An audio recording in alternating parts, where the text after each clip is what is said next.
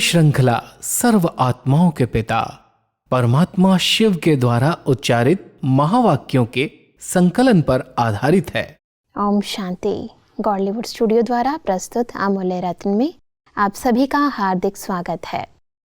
कहते हैं हर इंसान अपना भाग्य जन्म से ही लिखवा कर आता है, परंतु जिन विशेष आत्माओं का जन्म स्वयं भाग्य विधाता भगवान ब्रह्मा मुख द्वारा करते हैं, उन्हें भाग्य वर्षे के रूप में प्राप्त हो जाता है। ईश्वरीय जन्म में भाग्यवान आत्माओं की कौन सी मुख्य विशेषताएं हैं, आज हम ईश्वरीय महावाक्यों द्वारा समझेंगे। और इन महावाक्यों के स्पष्टीकरण के लिए हमारे मध्य हैं प्रजापिता ब्रह्मा कुमारिस ईश्वरीय विश्वविद्यालय के वरिष्ठ राजयोगी शिक्षक आदरणीय राजू भाई साहब। तो सब आपका आज के एपिसोड में बहुत बहुत स्वागत है। सब आज हम बात करेंगे 18 नवंबर 1985 के महावाक्यों पर। इसका टॉपिक है भगवान के भाग्यवान बच्चों के लक्षण। परमात्मा बच्चों के मस्तक पर भाग्य की रेखाएं देखते हुए कहते हैं कि बच्चे बनने से भाग्य का अधिकार अर्थात वर्षा सभी बच्चों को अवश्य प्राप्त होता है, परंतु उस मिले हुए वर्षे को जीवन में धारण करना, सेवा में लगाकर श्रेष्ठ बनाना, स्पष्ट बनाना, इसमें नंबरवार है। क्योंकि यह भाग्य जितना स्वयं प्रति व सेवा प्रति कार्य में लगाते हो उतना बढ़ता है, अर्थात रेखा स्पष्ट होती है। बाप एक है और देता भी सभी को एक जैसा है। बाप नंबरवार भाग्य नहीं बांटता, लेकिन भाग्य बनाने वाले अर्थात भाग्यवान बनने वाले इतने बड़े भाग्य को प्राप्त करने में यथाशक्ति होने के कारण नंबरवार हो जाते हैं। इसलिए कोई की रेखा स्पष्ट है, कोई की स्पष्ट नहीं है। सब इन रेखाओं की स्पष्टता और स्पष्ट ना होना, इसको थोड़ा सा विस्तार पूर्वक समझाएं। हम सभी भाग्य विधाता बाप के भाग्यवान बच्चे हैं और हम सबको वर्षे में भाग्य मिला हुआ है। सबको परमात्मा ने एक जैसा ही भाग्य दिया, लेकिन भाग्य लेने वालों ने उस भाग्य को कितना बढ़ाया, कितना सेवा में लगाया, उसके आधार से वो भाग्य की रेखाएं स्पष्ट होती हैं। अगर हमें कोई भाग्य मिला और हमने अपने तक सीमित रखा, उसको सेवा में नहीं लगाया, दान नहीं किया, तो भाग्य जितना था उतना ही रह जाता। और भाग्य खाते खाते कई बार माँ बाप अपने बच्चों को बहुत प्रॉपर्टी दे के जाते हैं जी, लेकिन उसको वो कार्य में लगा करके उसको बढ़ाने की बजाय अगर वो खाते रहते हैं तो खाते खाते वो खुट जाएगा जी। अगर वो सेवा में लगाते हैं, कार्य में लगाते हैं, तो उससे कई गुना होकर के उनको रिटर्न मिलता है।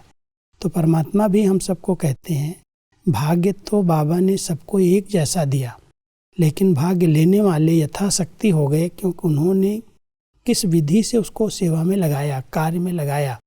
तो ये जो भाग्य की रेखाएं हैं, किसी की स्पष्ट हैं, किसी की धुंधली हैं, उसका मूल कारण यही है कि भाग्य मिलते हुए भी भाग्य को बढ़ाने की विधियां किन्होंने यूज की और किन्होंने नहीं की, इसलिए नंबरवार हो गए जी। परमात्मा कहते हैं कि स्पष्ट रेखा वाले बच्चे स्वयं भी हर कर्म में अपने को भाग्यवान अनुभव करते, साथ साथ उन्होंने चेहरे और चलन से भाग्य औरों को भी अनुभव होता है।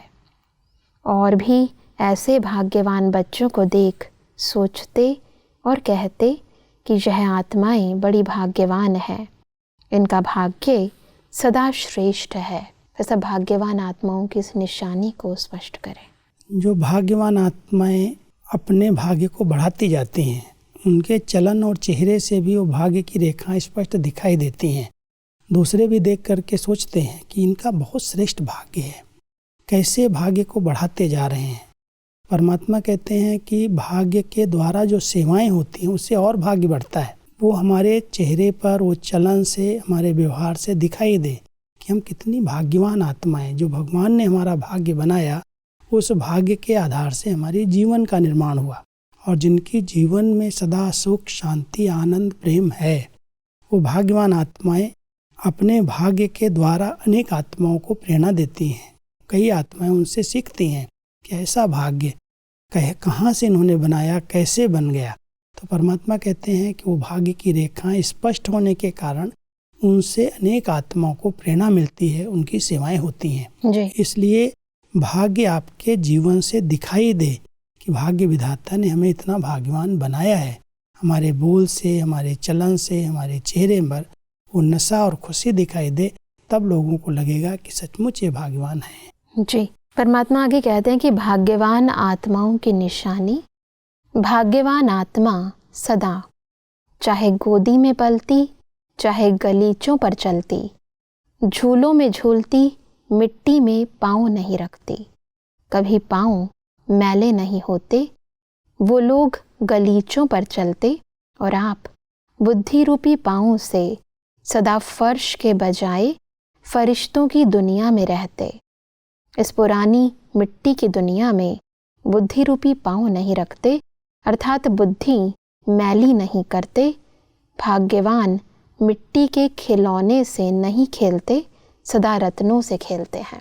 मतलब इस निशानी को स्पष्ट करें। दुनिया में भी जो भाग्यवान आत्माएं होती हैं, जिनके पास सब प्रकार की संपत्ति भरपूरता होती है, वो कभी भी मिट्टी में पाँव नहीं रखते। परमात्मा ने कहा या तो वो माँ बाप की गोदी में बच्चे हैं, माँ बाप की गोद में खेलते हैं या झूलों में झूलते हैं, और जब चलते हैं तो उनके लिए गलीचे बिछाए जाते हैं, मिट्टी में पाँव नहीं जाते। जी। हम परमात्मा के बच्चों का जो श्रेष्ठ भाग्य है वो रूहानी भाग्य, अलौकिक भाग्य है। और इसके लिए परमात्मा कह रहे हैं आपका जो बुद्धि रूपी पाँव है, इस स्थूल पाँव की बात नहीं है, लेकिन बुद्धि रूपी पाँव देह अभिमान की मिट्टी में न जाए, सदा आप फरिश्तों की दुनिया में उड़ते रहो। वैसे भी कहते हैं फरिश्तों के पाँव धरती पर नहीं पड़ते। जी। हम फरिश्ते स्थिति में रह करके इस देह और देह की दुनिया से ऊपर उठ जाएं, हम इस दैहिक आकर्षण में ना आए। ये देह रूपी फर्श या मिट्टी हमारे पाँव को, बुद्धि रूपी पाँव को मैला न करे। इसलिए परमात्मा हमारे भाग्य की महिमा करते हुए उसकी विशेषता बता रहे हैं। जो भाग्यवान बच्चे हैं वो कभी भी मिट्टी में पाँव नहीं रखते, अर्थात वो देह अभिमान में नहीं आते, देह अभिमान के खिलौनों से नहीं खेलते, माना दैहिक दृष्टि वृत्ति रख करके उस तरह से व्यवहार नहीं करते।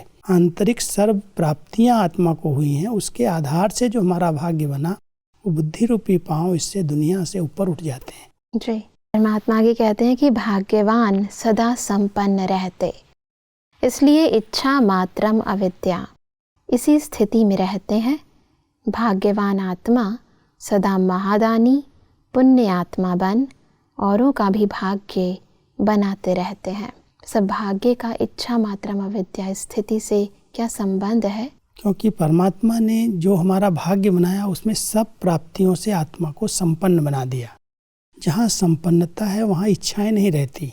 कोई भी प्राप्ति किसी इंसान को जब बहुत अधिक मात्रा में हो जाए, उसके बाद कहा जाए ये और ले लो, तो जिसका पेट भरा हुआ है उसको और इच्छा नहीं रहती। जी। तो परमात्मा भी हम सबको कह रहे हैं जो ऐसी संपन्न आत्माएं, भाग्यवान आत्माएं हैं, वो इच्छा मात्रम अविद्या बन जाती, माना उनको कोई भी संसार की वस्तु व्यक्ति आकर्षित नहीं कर सकता। वो आंतरिक स्थिति में भरपूर होने के कारण संतुष्ट है, इच्छा मात्रम अविद्या है। जी। परमात्मा आगे कहते हैं कि भाग्यवान आत्मा सदा ताज तख्त और तिलकधारी रहती है। भाग्यवान आत्मा जितना ही भाग्य अधिकारी उतना ही त्यागधारी आत्मा होती है। भाग्य की निशानी त्याग है, त्याग भाग्य को स्पष्ट करता है। मतलब इस निशानी को भी स्पष्ट करें। त्याग भाग्य को स्पष्ट करता है, माना जो त्याग करते हैं, किसी चीज़ का भी त्याग करते हैं, अगर हम हद का त्याग कर देते हैं तो बेहद की प्राप्तियां अपने आप हमारे सामने आ जाती हैं। जी। हम मिट्टी की देह का त्याग करते हैं, हमें फरिश्तों की ड्रेस मिल जाती है, वो देह मिल जाती है। तो परमात्मा कहते हैं देह भान का त्याग, पुरानी चीज़ों का त्याग, विकारों और बुराइयों का त्याग। वास्तव में इसको त्याग शब्द भी नहीं कह सकते, क्योंकि अगर कोई छोड़ने वाली, दुख देने वाली चीज़ को किसी ने छोड़ दिया और कहे मैंने त्याग कर दिया, तो परमात्मा कहता है क्या त्याग किया? पुराने फटे टूटे कपड़ों का, घर का, संबंधों का त्याग किया, और उसकी भेंट में आपको भाग्य कितना ऊंचा प्राप्त हो गया। जी। फरिश्तों की ड्रेस मिल गई, इतना अच्छा परमात्मा के साथ आपके सर्व संबंध हो गए, अखुट अविनाशी ज्ञान रत्नों की प्राप्ति हो गई। जो त्याग किया है वो तो बहुत छोटा है, विनाशी चीज़ों का त्याग है और अविनाशी प्राप्तियों का भाग्य त्याग के आधार से बनता गया। तो परमात्मा कहते हैं जहाँ त्याग है वहाँ ही ऊंचे से ऊंचा भाग्य दिखाई देता है। तो हम भाग्यवान आत्माएं जिन्होंने अपनी बुराइयों को, कमी और कमजोरियों का त्याग किया, उनका भाग्य ऊंचे से ऊंचा बनता गया। जी, परमात्मा कहते हैं कि भाग्यवान आत्मा सदा भगवान समान, निराकारी, निरहंकारी और निर्विकारी, इन तीनों विशेषताओं से भरपूर होती है। बस अब इसको भी थोड़ा स्पष्ट करें। परमात्मा ने हम सब बच्चों को जो भाग्य दिया है, उस भाग्य का आधार जो है वो हमारी निराकारी स्टेज है। तो परमात्मा कहते हैं कि जैसे ब्रह्मा बाबा ने इस स्टेज को प्राप्त किया, निराकारी, निरहंकारी और निर्विकारी स्थिति उन्होंने बनाई, ऐसे ही जो भाग्यवान आत्माएं हैं वो भी अपनी निराकारी स्थिति में रह करके देहाभिमान का त्याग कर देती हैं जी। निरहंकारी रह करके अहंकार का त्याग कर देती हैं, निर्विकारी बन करके वो जो विकारी आकर्षण है उनका त्याग कर देती। तो परमात्मा कहता है जितना आप विकारों का, अहंकार का, देहभान का त्याग करते हो उतना आप भाग्यवान बनते जाते हो। और उस त्याग का आधार होता है निराकारी, निर्विकारी और निरहंकारी स्थिति। जी। जब ये स्थिति हमारी बन जाती है तो हमारा ऊंचे से ऊंचा भाग्य अपने आप बन जाता है। बिल्कुल। आगे बढ़ते हैं तो परमात्मा कहते हैं कि वरदान भूमि के एक एक चरित्र में, कर्म में विशेष वरदान भरे हुए हैं। यज्ञ भूमि में आकर चाहे सब्जी काटते हो, अनाज साफ करते हो, इसमें भी यज्ञ सेवा का वरदान भरा हुआ है। जैसे यात्रा पर जाते हैं, मंदिर की सफाई करना भी एक बड़ा पुण्य समझते हैं। इस महातीरथ व वरदान भूमि के हर कर्म में, हर कदम में वरदान ही वरदान भरे हुए हैं। बस अब वरदान भूमि के इस महत्व को स्पष्ट करें। मधुबन को वरदान भूमि कहते हैं क्योंकि इस वरदान भूमि में वरदाता बाप ने स्वयं अपने कर्म, अपने चरित्र किए हैं। जी। तो उस वरदान भूमि में अगर कोई को रहने का भी चांस मिल जाता है तो भी बहुत बड़ा भाग्य है। अनेक वरदान मिलते जाते हैं। तो परमात्मा कहते हैं जैसे कोई तीर्थ पर जाते हैं, कहीं पर भी कोई मंदिरों में जाते हैं, तो हर एक के अंदर ये भावना होती है कि भगवान के मंदिर में कुछ थोड़ी सी मैं सेवा कर दूं, जी। चाहे झाड़ू ही लगा दूं, सफाई कर दूं। बिल्कुल। तो उस भावना के आधार से उनको और प्राप्तियां होती, खुशी होती है। ऐसे ही ये तीर्थ स्थान जहाँ स्वयं भगवान का कार्य चला, ये वरदान भूमि बन गई। और इस वरदान भूमि में कोई आत्मा अगर सब्जी भी काटती है, रोटी भी बनाती है, तो उसका भी कितना ऊंचा भाग्य बनता जाता है, वरदान मिलते जाते हैं। क्योंकि यहाँ के कण कण में परमात्मा के वाइब्रेशंस हैं, शक्तियाँ हैं। जी। तो उनके प्यार में, उनकी याद में रह करके जब हम कोई कर्म करते हैं तो कर्मों से हमें अनेक वरदान मिलते जाते हैं। इसलिए मधुबन को कहते हैं ये वरदान भूमि है। जो इस स्थान पर आते हैं, रहते हैं, कोई भी प्रकार की सेवा करते हैं, वो अपने आप वरदानी बन जाते हैं। जी। सब आगे बढ़ते हैं तो परमात्मा कुमारों से बात करते हुए कहते हैं कि कुमार अर्थात निर्बंधन, सबसे बड़ा बंधन मन के व्यर्थ संकल्पों का है। इसमें भी निर्बंधन, कभी कभी यह बंधन बांध तो नहीं लेता है, क्योंकि संकल्प शक्ति हर कदम में कमाई का आधार है। जात की यात्रा किस आधार से करते हो? संकल्प शक्ति के आधार से बाबा के पास पहुँचते हो ना। और शरीरी बन जाते हो तो मन की शक्ति विशेष है। व्यर्थ संकल्प मन की शक्ति को कमज़ोर कर देते हैं। इसलिए इस बंधन से मुक्त, मतलब इस बंधन को थोड़ा स्पष्टता से बताएं। क्योंकि कुमारों के पास भले और कोई बंधन नहीं है, क्योंकि वो स्वतंत्र हैं। परमात्मा कह रहे हैं सबसे बड़ा बंधन मन का बंधन है। मन में अगर बहुत सारे संकल्प व्यर्थ इधर उधर के चल रहे हैं तो आपकी सारी शक्तियाँ खत्म हो रही हैं। इसलिए कभी भी मन के व्यर्थ संकल्पों से बंधना नहीं, क्योंकि एक मन का संकल्प बहुत बड़ी शक्ति है। जी। इसी शक्ति के आधार से आप परमात्मा के पास पहुँचते हैं, मधुबन की यात्रा करते हैं। संकल्प एक बहुत बड़ी एनर्जी है। उस एनर्जी को पहचानना, उसके आधार से कदम कदम पर हम पद्मों की कमाई कर सकते हैं। परमात्मा इस संकल्प शक्ति का बहुत बड़ा महत्व बताते हैं। ऐसे ही गंवा नहीं देना। जो आया सोचते रहे, विचार करते रहे। संकल्पों पर जिसका अटेंशन है, संकल्प जो योग युक्त होकर के जो जरूरी है वही करते हैं, उस संकल्प शक्ति के आधार से वो बहुत कमाल के कार्य कर सकते हैं जी। चाहे वो मनसा सेवा करनी है तो भी शुद्ध संकल्प चाहिए, कम संकल्प चाहिए। अगर आपको वतन की यात्रा करनी है, परम धाम सूक्ष्म वतन के अनुभव करने हैं, शरीरी स्टेज का अनुभव करना है, तो उसमें भी संकल्प शक्ति चाहिए और संकल्प अपने कंट्रोल में चाहिए। संकल्पों ने मुझ आत्मा को अपने बंधन में बांधा हुआ न हो। इसलिए परमात्मा हम सबको बहुत ध्यान खिंचवाते हैं कि संकल्प आत्मा की सबसे बड़ी शक्ति है और इस शक्ति को कभी भी कहीं पर व्यर्थ नहीं जाने दो। इस संकल्प को बचाओ, तो इस संकल्प के द्वारा बड़े अच्छे अच्छे अनुभव कर सकते हो, बहुत अच्छी कमाई कर सकते हो। बिल्कुल। परमात्मा कहते हैं कि कुमार अर्थात सदा तीव्र पुरुषार्थी, क्योंकि जो निर्बंधन होगा उसकी गति स्वतः तीव्र होगी। बोझ वाला धीमी गति से चलेगा, हल्का सदा तीव्र गति से चलेगा।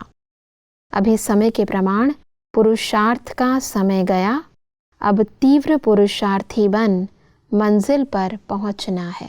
बस अब तीव्र पुरुषार्थी से क्या अभिप्राय है, स्पष्ट करें। अगर हम सबको अपनी संपूर्णता की मंजिल को प्राप्त करना है जी, तो हमें अपनी स्पीड को बढ़ाना पड़ेगा। अपनी आंतरिक स्थिति को अचल अडोल बनाने के लिए परमात्मा कहते हैं अपनी तीव्रता को, पुरुषार्थ की तीव्रता को बढ़ाओ और उसके लिए चेक करो। पुरुषार्थ की तीव्रता के लिए बहुत हल्कापन चाहिए, किसी भी प्रकार का बंधन नहीं चाहिए। तो अगर कोई भी बोझ है आत्मा के ऊपर, किसी भी प्रकार का, कई प्रकार की जवाबदारियां भी होती हैं, उनका भी बोझ होता है, कई व्यर्थ विचारों का भी बोझ होता है, कई जानबूझ करके कोई ऐसी जवाबदारी ऊपर ले लेते हैं। तो परमात्मा कहते हैं अगर आपको मंजिल पर पहुंचना है, संपूर्णता को प्राप्त करना है, पुरुषार्थ की स्पीड तेज चाहिए। और स्पीड तेज तभी होगी जब आपको कोई भी बंधन या कोई भी बोझ नहीं होगा। आप निर्बंधन होंगे, हल्के होंगे, तो अपने आप आपका योग अच्छा हो जाएगा। सहज रीति से आप बहुत अच्छे अच्छे अनुभव कर सकेंगे। तीव्र पुरुषार्थ के लिए बंधन और बोझ हमें समाप्त करना है, तब हम अपनी संपूर्णता की मंजिल को प्राप्त कर सकते हैं। जी। परमात्मा आगे कहते हैं कि जो रहमदिल होते हैं वह सेवा के सिवाय रह नहीं सकते हैं। जब रहमदिल बनते हो तो अनेक आत्माओं का कल्याण हो ही जाता है। इसलिए माताओं को कल्याणी भी कहते हैं। कल्याणी अर्थात कल्याण करने वाली। जैसे बाप को विश्व कल्याणकारी कहते हैं, वैसे माताओं को विशेष बाप समान कल्याणी का टाइटल मिला हुआ है। बस अब इस टाइटल को थोड़ा स्पष्ट करें। देवियों के जो मंदिर हैं उनको कल्याणी कह करके पूछते हैं। जी। परमात्मा कहते हैं ये जैसे परमात्मा विश्व कल्याणकारी हैं, ऐसे आप बच्चे भी सबके कल्याण के निमित्त बने हुए हो। जी। लेकिन कल्याण तभी किया जा सकता है जब अंदर से बहुत रहम हो, दया भाव हो। जब तक अंदर रहम नहीं होता, दया भाव नहीं होता, तब तक दुखियों पर दुख उनके देख करके हमारे अंदर ये भावना नहीं आती इनको भी सत्य मार्ग दिखाएं, इनको भी इन दुखों से छुड़ाएं। बिल्कुल। तो परमात्मा कहते हैं किसी आत्मा का कल्याण करने के लिए, उसको गति सदगति देने के लिए, उसको दुखों से छुड़ाने के लिए आपके अंदर बहुत रहम भाव, दया भाव होना चाहिए। किसी के दुखों को हरने के लिए आपके अंदर रहम भाव और दया भाव होना चाहिए। जी। परमात्मा कहते हैं कि माताओं में त्याग और तपस्या की विशेषता है। इन दो विशेषताओं से सेवा के निमित्त बन औरों को भी बाप का बनाना, इसी में बिजी रहती हो। संगम युगी ब्राह्मणों का काम ही है सेवा करना। ब्राह्मण सेवा के बिना रह नहीं सकते। जैसे नामधारी ब्राह्मण कथा जरूर करेंगे, तो यहाँ भी कथा करना अर्थात सेवा करना। तो जगत माता बन जगत के लिए सोचो, बेहद के बच्चों के लिए सोचो। सिर्फ घर में नहीं बैठ जाओ, बेहद के सेवाधारी बन सदा आगे बढ़ते चलो। हद में 63 जन्म हो गए, अभी बेहद सेवा में आगे बढ़ो। सब माताओं को जो परमात्मा सेवा करने की प्रेरणाएं दे रहे हैं, इसको थोड़ा स्पष्ट करें। परमात्मा विशेष माताओं को देख करके उन्हें जगत अम्बा का टाइटल देते हैं। जी। तुम जगत कल्याणकारी, जगत कल्याणी आत्माएं हो। तुम्हारे अंदर दो विशेषताएं तो लौकिक में भी हैं, एक त्याग है, दूसरी तपस्या है। जहाँ त्याग और तपस्या है वहाँ सेवा स्वतः होती है। तो परमात्मा कह रहे हैं कि आप त्याग तपस्या के आधार से सेवा जरूर करो। प्रवृत्ति के अंदर तो आप घर के सेवाधारी हो ही, उनकी सेवा तो करते ही हो, लेकिन जैसे ब्राह्मण आत्माएं, नामधारी ब्राह्मण भी कथा करने के बिना नहीं रहते, ऐसे ही परमात्मा माताओं को कह रहे हैं कि आप किसी न किसी आत्मा को ज्ञान जरूर सुनाओ। विश्व कल्याणी बन करके, जगत अम्बा बन करके सर्व आत्माओं को, अपने बच्चों को सत्मार्ग दिखाने के लिए उनको सत्य ज्ञान दो। ये सेवा करो। इस सेवा में अगर लग जाएंगे तो हद की सेवाएं भी अपने आप संपन्न हो जाएंगी। और माताओं को समय निकाल करके किसी न किसी की सेवा जरूर करनी चाहिए, और वो सेवा ज्ञान देने की।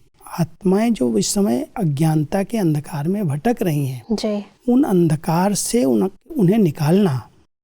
परमात्मा कहते हैं ऐसे रहम दिल बन करके, जगत अम्बा बन करके दुखियों पर रहम करो, इन्हें ज्ञान का प्रकाश दो ताकि वो अंधकार से निकलें और अपने जीवन को श्रेष्ठ और महान बना सकें।